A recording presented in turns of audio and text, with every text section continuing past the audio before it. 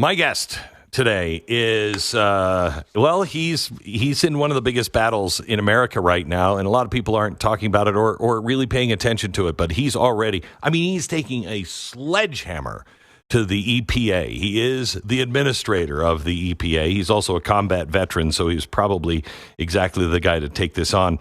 He finished a very close second for the governorship of of New York in 2022. It was the best showing by a Republican there in 50 years. The left calls him a radical, of course, but he's cutting waste. He's pulling back the curtain. He is handing the power back to the American people.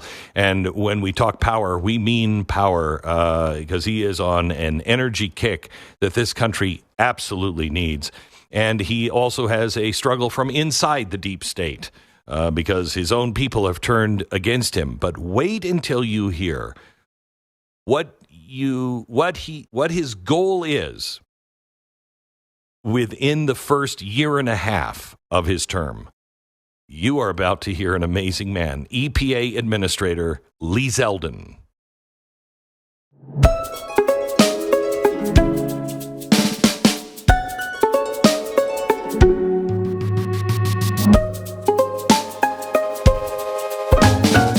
Lee, or I should call you Administrator. Lee, welcome to the program. Lee, How are you, sir? It's great to be with you.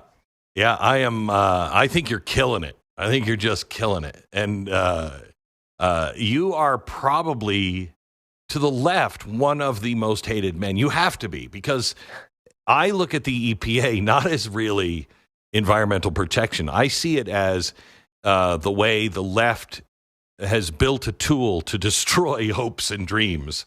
And just crush business and everything else in America. I see it more of a tool of destruction than anything that protects the environment. Well, we've made this choice. We believe that you can protect the environment and grow the economy. That sounds like a really wild concept. That's something that conservatives believe strongly. There was this belief at the agency in the last administration that we had to choose between the two. In order to protect the environment, we would have to strangulate the economy. And there were these rules, regulations that were coming in, especially in 2023 and 2024, trying to obliterate the coal industry, to move towards the electric vehicle mandate, to impose costs on Americans that they can't afford. And we also put a lot of weight in the law, following the law, not trying to get creative where you see vague language in a law that you could just say, well, I guess that means that we're allowed to do it because the law doesn't say we can't. And the Supreme Court, in a decision called Loper-Bright, which I'm sure you're familiar with, overturning the Chevron doctrine, made it very clear that agencies like the EPA can't take that liberty of just trying to come up with trillions of dollars of regulations based off of language that doesn't even exist in statute. Yeah, that was a great ruling. Now, if we can just get rid of the Commerce Clause, I think we would be set. I want to get into all of this and the endangerment finding and everything, but can we start on I originally reached out to you because I don't know what to think about cloudseeding and chemtrails and geoengineering. And as a casual watcher of this, when they said, in Texas, it was all cloud seeding. I talked to the guy who was actually doing the cloud seeding, and the way he explained it, there's just no way that that's what caused that. And I just, I don't even know if that can be done to cause something like that. Maybe it can. I know China is doing all kinds of cloud seeding and geoengineering. Geoengineering really scares me because it seems like we're starting to play God a bit. And I see the videos of chemtrails, that are coming out, and I think this is part of geoengineering. The farmers over in England are saying, look at the skies, and now it's going to be cloudy in 30 minutes, and it's cloudy, and they were having all kinds of problems. Can you tell me what's true and what's not? So when I first got confirmed, I sat down here at the agency with people and told them everything that I can know, everything that this agency knows about these topics. I want us to communicate with the public. Everything that I know as the EPA administrator should be communicated transparently with the American public, whatever the answer is, wherever the facts lie. We posted last month on the EPA website, epa.gov/geoengineering, a lot of the answers I received on this topic. And there has been government funding that's gone towards some of these efforts. There are entities and people who would want to drastically scale these activities up. I agree with you with your concern just with the idea of playing God. The solar radiation modification, stratospheric aerosol injection, marine cloud brightening. There are these activities to make changes to the stratosphere or the lower atmosphere and try to deflect sun rays from hitting the Earth to instead send it back into space. And in the case of stratospheric aerosol injection, you're talking about putting sulfur dioxide, a lot of it, for a long time, into the upper atmosphere, which, by the way, turns into acid rain. There are real health concerns with regards to these activities. And it's not like, it's thoroughly studied, it's approved, it's trusted, it's vetted. Instead, you have people who just want to do it on their own, like try to get themselves, someone to hand over $1 billion to just go dump a whole bunch of sulfur dioxide into the stratosphere. And no, that doesn't sound good. It doesn't sound right, and it shouldn't happen. No, it doesn't sound. I come back to when I was a kid, they were worried about global cooling, and there were the scientists that said we need to dump coal ash on the polar caps because that will attract the heat and stop the impending ice age that was coming. Can you imagine if we had done that? What a stupid idea. There are just some things that we're getting so powerful, and we're just thinking that we are all powerful and that we have all the answers. That when we make mistakes on stuff like this now, the whole world will pay for it. That's not good. Yeah, and the consequences, as you point out, are grave, and that's why there's been concern by Americans of international activities. Even if the United States doesn't allow geoengineering, weather modification, but we're reading about activities going on in Europe or Asia, that same concern that you just expressed, if we do it over the U.S., Americans have that concern if it's done over other continents elsewhere. So this is an international conversation in a way, because what other countries decide to do impacts Americans. And that, to me, is a logical use of the EPA. Something that is, we're doing things that you have no idea what you're doing at this point. That's something where the government should come in and work with other governments around and say, hey, let's not do that, at least until we know exactly what we're doing and that we all agree that this is the best idea. The experiments with the globe, especially when it comes to global warming, I mean, are we ever going to put that one to bed? Is that ever going to go away? Or are we still going to just keep lying that what I learned in school actually the trees breathe and then they breathe out oxygen and we're CO2, that it's what makes trees grow? We ever going to get back to that truth?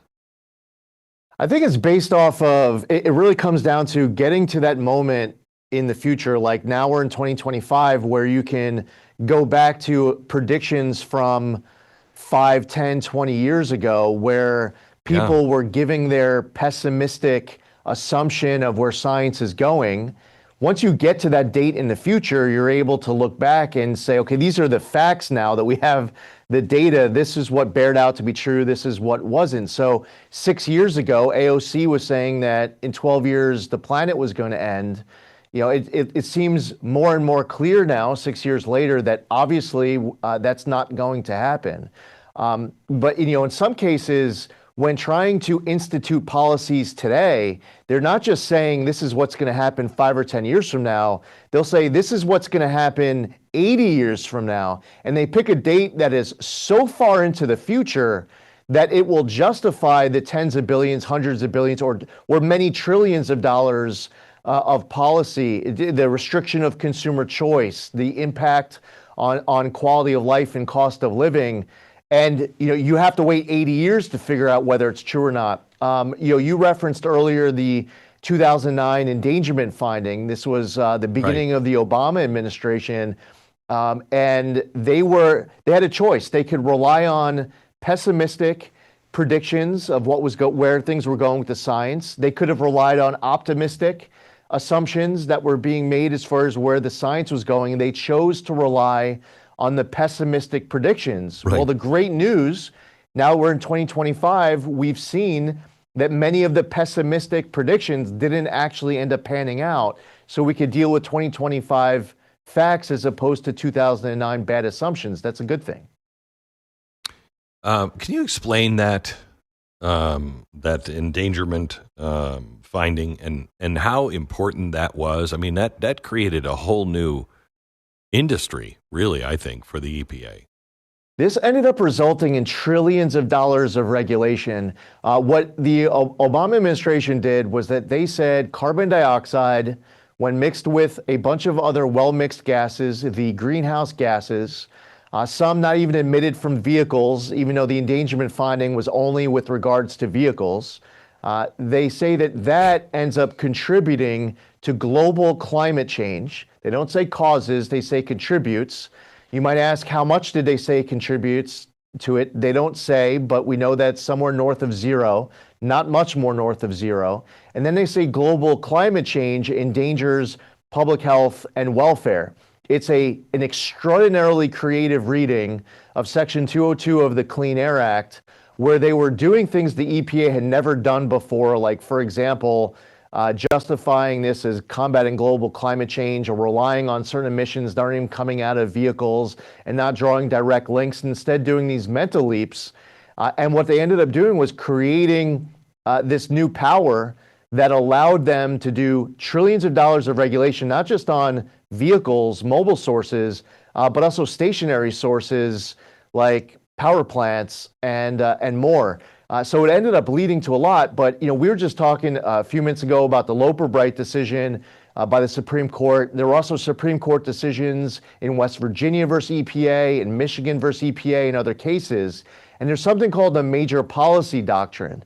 There's this principle that when you're talking about trillions of dollars of federal policy coming out, it should be something decided by Congress. There should be a debate and a vote of the elected representatives of the American people, instead of some bureaucrat at some agency deciding to oppose trillions of dollars of regulation on their own. I will tell you that, when, because I don't know what the correct term to address people like you is, and I was told as administrator, and I'm like, ooh, because that goes right directly to Woodrow Wilson's favorite book. He read it 3 times while he was in office, and it was called Philip Drew, Administrator. And it outlined that Congress was just too ineffective, too slow, and they didn't have all the knowledge. All you needed to do was get an expert in each of these fields, like the EPA. It wasn't in existence yet, but you'd get an expert, and you'd make him the administrator. And Congress just wouldn't pass any more laws. They'd become irrelevant. And it would just be a group of people who just knew, and they would make all of the rules. And that is damn near what we have done. Yeah, and really it's a principle that doesn't belong in this country. We should have that debate. We should have that vote. And if the will of the people ends up resulting in there not being enough votes to change statute, then so be it. We're going to follow our obligations under the law, period. In that 2009 endangerment finding, there were a whole bunch of different references to interpreting how the law doesn't prevent them from doing something, so therefore they must be allowed to do it. That's not how I'm going to operate. I will just follow the plain reading, the plain text of the law. And if Congress wants to change the law, then we'll follow whatever that change is. That is our job. Here at EPA, we do a lot of really good, important things. We inherited a big challenge at the start of the Trump administration. The Los Angeles wildfires ended up destroying over 13,000 properties. There were 1,000 lithium, there were electric vehicles and the battery storage sites. We completed a hazardous material removal effort in less than 30 days that a lot of folks said was going to be impossible to meet, but we did it. We just entered into an agreement with Mexico on behalf of the Trump administration to have a permanent 100% solution to that Tijuana raw sewage crisis, where millions of Americans in Southern California are dealing with all this raw sewage coming in from Tijuana, Mexico. There are a lot of brownfield sites and Superfund sites all across the country that are getting revitalized, and that's all good. But here's the problem: is that on the funding side, over the course of the prior 4 years, they passed tens of billions of dollars through this agency. That was so much money the agency didn't even know how to spend it.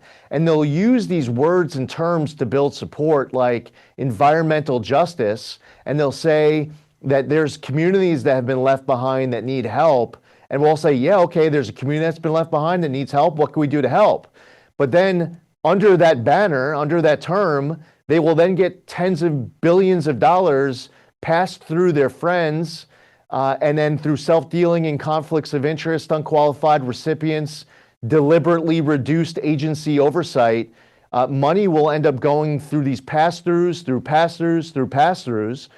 You have people getting rich. The president has spoken about the example of that Stacey Abrams-linked NGO. That's $2 billion of the of $20 billion that went through an outside bank, where they got $100 in 2023, and then they get $2 billion in 2024.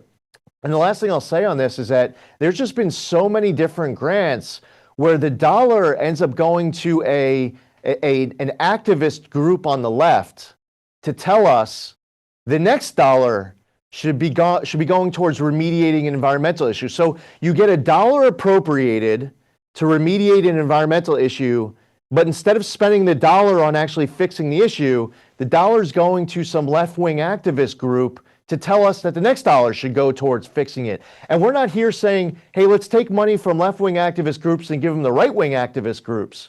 We're saying that there should be a zero-tolerance policy for any waste and abuse, and that's why we have now canceled over $29 billion worth of grants, 3 times the size of EPA's annual operating budget. It is our duty to be an exceptional steward to the taxpayer and cut off all of the BS that has been using these words, these terms, abusing power, and causing extreme economic pain on this country. Children are a gift from God. We know that. And every day, unfortunately, thousands of women across our nation are facing unplanned pregnancies with nowhere to turn because they feel absolutely alone. Everybody in their life is saying, kill it. It's not really a baby. It's not really a child. Right now, nearly 1 in 4 pregnancies end in abortion. That's 3,000 lost every single day, and 3,000 moms lost every day.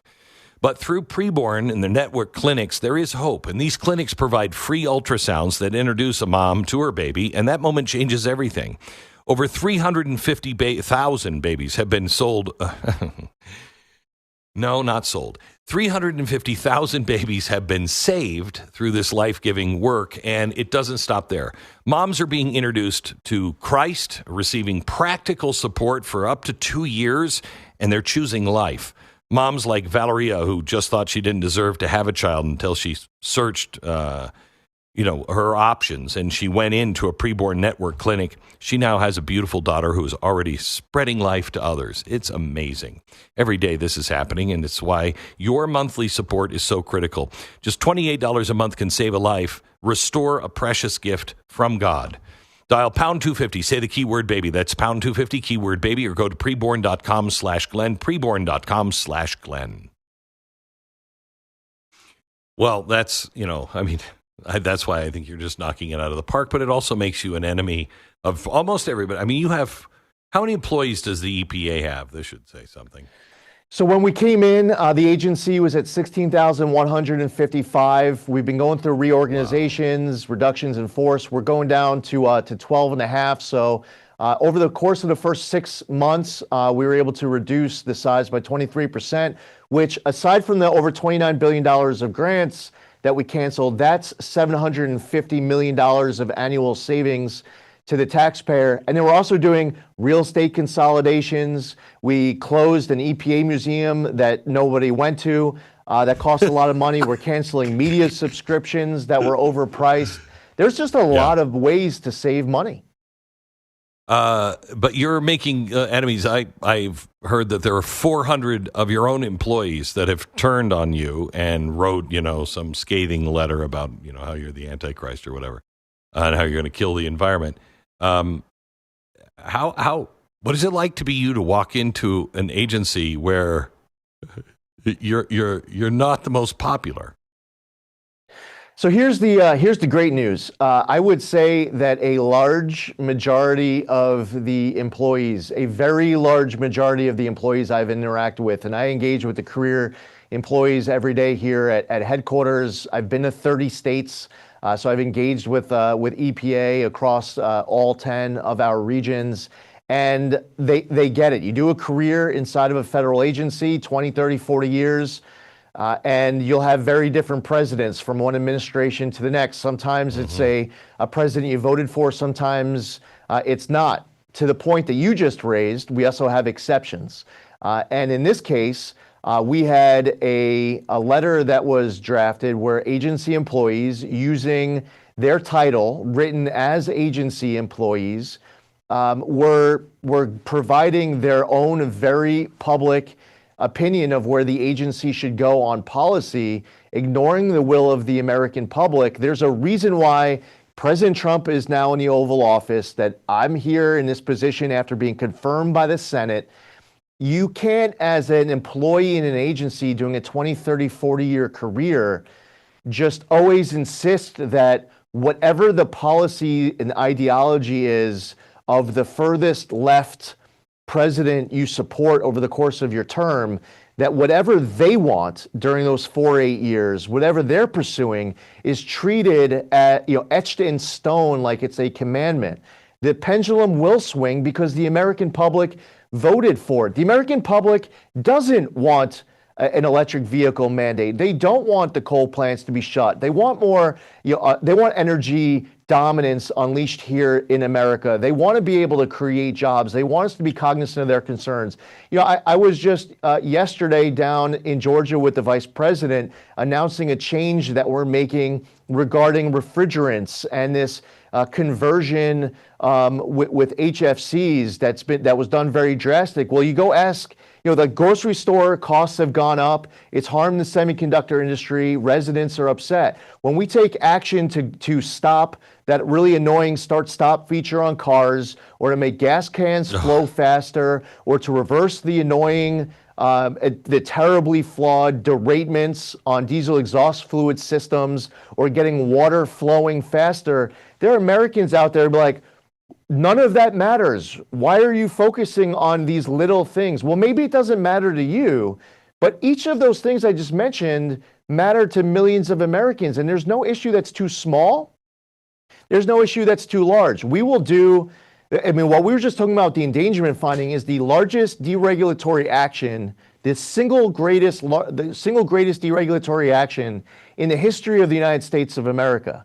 Collectively, all of the deregulation that we will do in 1 year is more deregulation in 1 year than entire federal governments across entire agencies, across entire presidencies.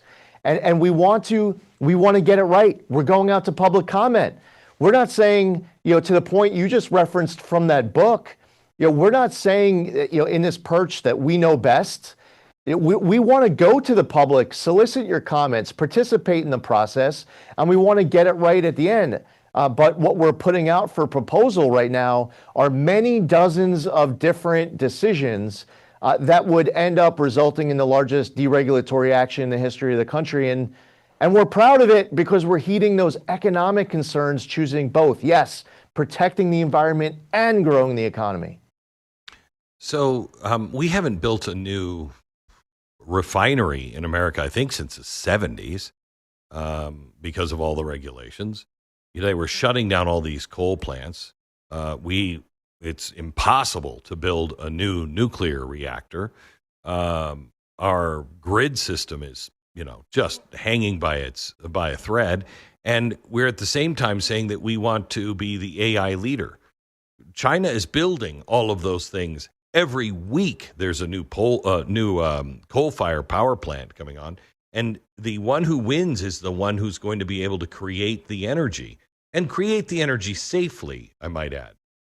So we don't hurt the environment. But you're taking what regulations are coming off of coal and drilling and mining and nuclear. How fast can we turn this around? Right away this year. We had on March 12th, we announced over 30 different deregulatory actions, proposals. We were sending out press releases once every 5 minutes. Bill Weir, the chief climate correspondent at CNN, was on Caitlin Collins' show that evening, criticizing us for announcing too much too quickly, in his opinion. And to make the point, they put up a press release of one of our proposals on a regulation called Quado BC. And he puts it up and says, look, they were going so quickly, they didn't even proofread their press release.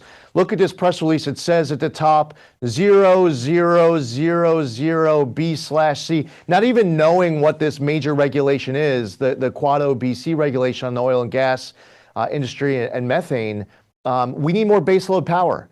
We need more coal. We need nuclear. We should be transporting natural gas, whether it's the LNG proposal for Alaska next to the Trans-Alaska Pipeline. It's the Constitution Pipeline to deliver natural gas from Pennsylvania through New York into New England, the Nessie Pipeline into New York. There's a proposal in the Southwest part of the United States to transport natural gas. So that announcement from March 12th included a lot of it.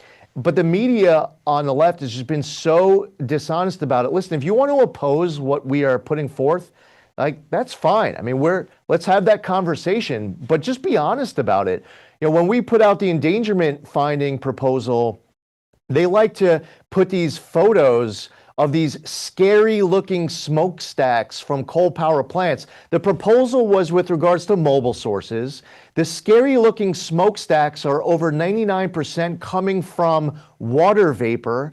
That wasn't even a proposal, had anything to do with coal plants.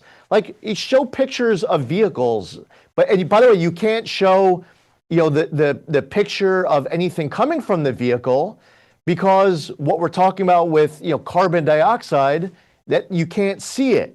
Just be honest with this conversation. So we proposed getting rid of the 2024 mercury and air toxic standards from the Biden EPA, a proposal to try to get rid of the entire coal industry, essentially.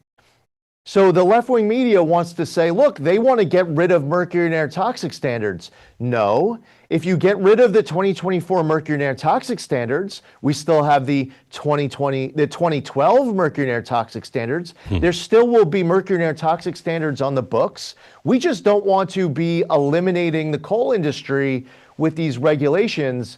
And just unfortunately, you have people in Congress, in the media, and elsewhere who just don't want to engage in a fact-based discussion on what the right policy is. And if you can't win the debate based on facts, if you have to lie and deceive, well, I would just say you probably lost the argument before you even started.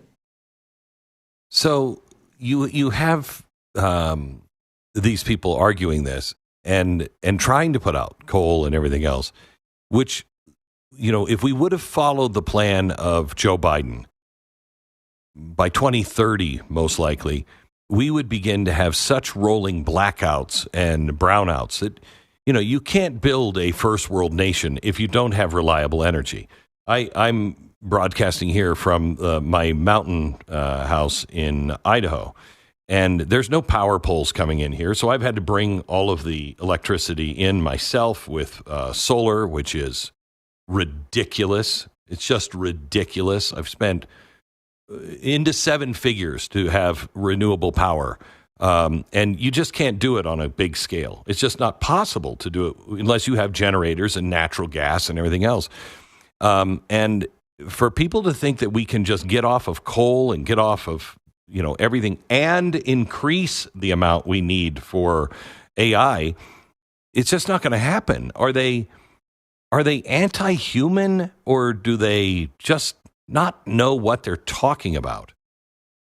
I think first off, we have to win this race on AI. There are people who want us to hit the brakes. It'd be harder to catch up later than just winning this race right now. We need more baseload power in order to win it. One of the other proposals was a proposal that we put out to eliminate something that was called Clean Power Plan 2.0. They're very good at coming up with nice names, right. But they are the Supreme Court already overturned Clean Power Plan 1.0 from President Obama's term in office, and now we're taking action with regards to Clean Power Plan 2.0. We get our power from statute. Now, you're referencing solar. The president often talks wind. These are intermittent sources of energy. And you have governors, I'm from New York, where the governor talks about intermittent. The state is talking about these intermittent sources as if it's a substitute for baseload power. New York doesn't allow the extraction of natural gas. They won't approve new pipelines. They won't allow gas hookups for new construction. They're trying to ban the sale of gas-powered vehicles. And then they've set these climate target dates that they know that they will not hit. But trying to hit it, they will cause extreme pain, including, as you pointed out, those rolling blackouts and brownouts. So it's just bad policy. And then they'll talk about the intermittent source as if it is a substitute for baseload power. And the last thing I just want to say real quick, a couple of weeks ago, I was with the president. We're in Pittsburgh. It was an AI summit. $92 billion getting announced for the Keystone State in Pennsylvania. And I'm sitting there listening to it thinking, this entire announcement, $100 billion, $200 billion, could be getting announced for a state like New York, but because of the policies coming out of that state capital, the investment is not being made. But fortunately, the investment into the trillions is being made elsewhere around this country. I want to talk to you about pain. So many people are living with everyday pain, and they just think they're stuck with, that's just the way it is. But it doesn't have to be. Let me tell you about Stanley and his Relief Factor story. Stanley had seen TV ads for Relief Factor more times than he could count, but for some reason, he was just like, I'm not going to try it. But his leg and back pain won out, so he gave in. He ordered it. After 1 week of taking Relief Factor, his pain eased up dramatically, even started sleeping better. Now Stanley says the stuff is incredible. And of course, he wishes he would have started it sooner. If you're living with aches and pains, see how Relief Factor, a drug-free daily supplement, can help you live and feel better, just like Stanley, just like me, every day. Give their 3-week quick start a try. It's only $19.95. In a few weeks, even a few days, you'll feel the difference that Relief Factor can make. Don't feel stuck living with pain. Visit ReliefFactor.com or call 800-4-RELIEF. That's 800-4-RELIEF. So how, I've got so many questions on this. Let me start with this. It really bothers me that we've never been able to even talk about nuclear energy. I've been a fan of nuclear energy forever. It's the cleanest, it's the safest form of energy man has ever done. It's 100% reliable. It is baseload power. It works in France. So why we can't do it here? And the coal plants, the nuclear power plants, any kind of plant to create energy for people was just a no-go zone. But all of a sudden, Silicon Valley says, do you know how much energy we need for the AI plants? And all of a sudden, you don't hear anything from the left. They're fine. We got to do this. All the people that have been preaching this to us now that Silicon Valley needs that power, now it's okay. We have to do it. And I know it comes from the left and the right on this, but at least the right is consistent. We've never had a problem with these things. When do we break ground on some of these power plants, like nuclear energy, and when can we turn them on, do you think?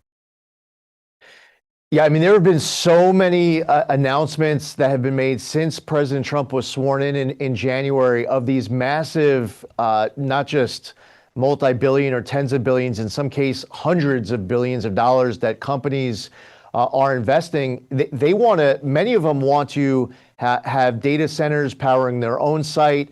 Some are talking small with nuclear. You have states and others talking about going big with nuclear. Here's the message from the Trump EPA. We want to get this stuff approved, and we want to get approved as quickly as possible. We have the power to gum up the works. We also have the power to get things fast-tracked. We can help with permitting. We can help with cooperative federalism. We want to work with states and local governments. We can assist with siting, including on top of Superfund sites and brownfield sites. There's so many ways that the EPA can help.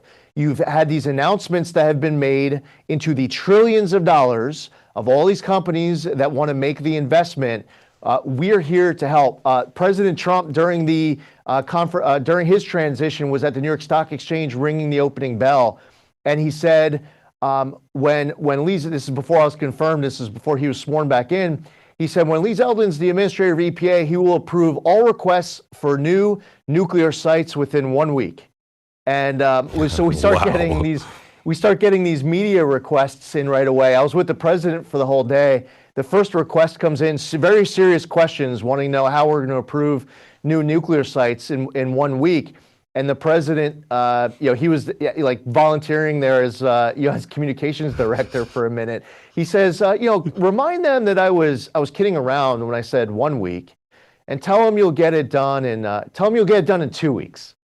The point is, we are going to move as fast as humanly possible. And then the other piece that's helping to get this stuff done as quickly as we can is that President Trump created a National Energy Dominance Council. It's chaired by Doug Burgum, Secretary of Interior. Vice Chair is Chris Wright, the Secretary of Energy. You have Howard Lutnick, Secretary of Commerce, multiple agencies working together.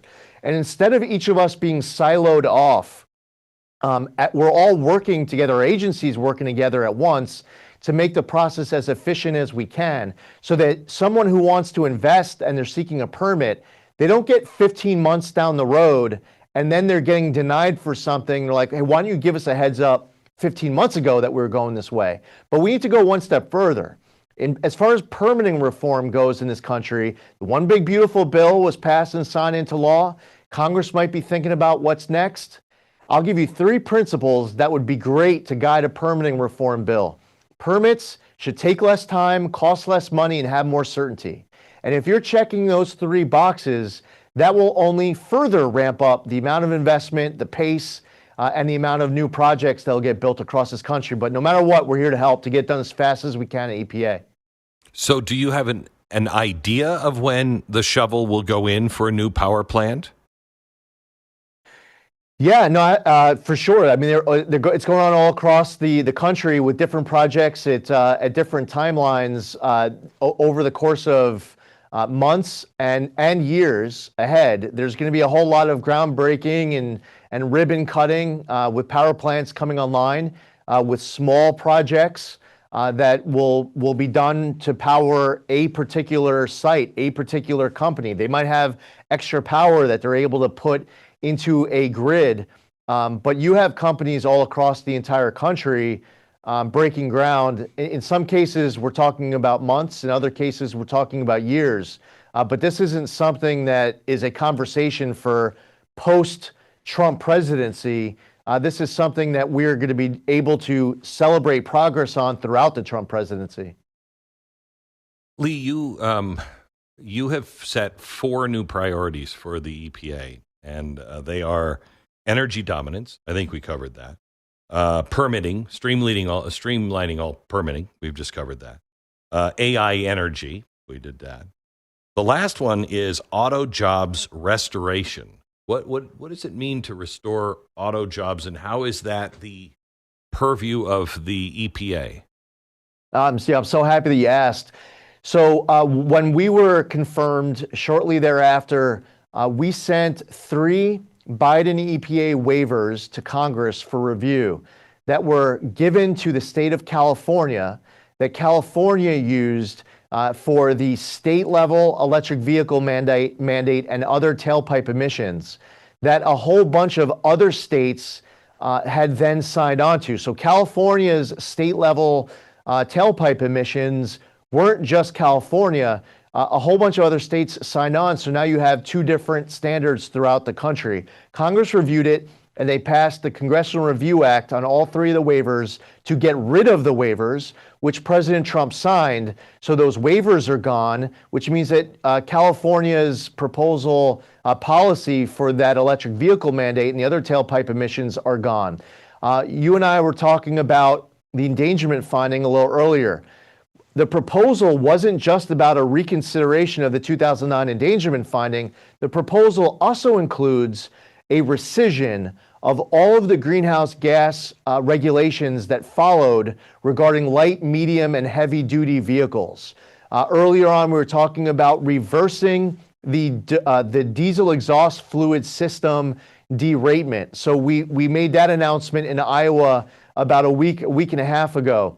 Earlier on, I was talking about changing what is the off-cycle credit that car manufacturers were using to put that annoying start-stop feature in cars. Well, the endangerment finding reconsideration includes getting rid of that start-stop feature in those vehicles. So there's a lot that EPA does in the space of auto manufacturing with jobs, lower-cost vehicles, diesel engines for heavy-duty vehicles, trucks, pickups, tractors for our farmers. We want to get all of these equipment, all these vehicles operating better, more efficiently, more cost-effective. Last question. It took FDR 4 terms to really completely change the nation.